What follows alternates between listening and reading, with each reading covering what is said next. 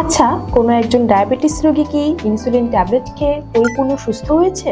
বরং সেই সব ঔষধের ক্ষতিকর সাইড ইফেক্টে চোখে, হার্টে, কিডনিতে, লিভারে হজমের সমস্যা, যৌবন শক্তি হ্রাস ইত্যাদি মরণব্যাধি রোগ তৈরি হচ্ছে। অ্যালোপ্যাথিক ঔষধ ও বিদেশি ঔষধের মধ্যে পার্থক্য হলো আমাদের এই ঔষধ আমেরিকা প্রখ্যাত ডাক্তার জেমস টাইলারের প্রেসক্রিপশনে, জার্মানি, সুইজারল্যান্ড ইত্যাদি থেকে সরাসরি আমদানিকৃত বিদেশি হোমিওপ্যাথি ওষুধ। প্রচলিত বাংলাদেশি অ্যালোপ্যাথি ওষুধের ডোজ দিন দিন বাড়ে, অসুস্থতাও দিন দিন বাড়ে, কিন্তু আমাদের বিদেশি ঔষধের ডোজ দিন দিন কমতে থাকে, অসুস্থতা দ্রুত কমতে থাকে।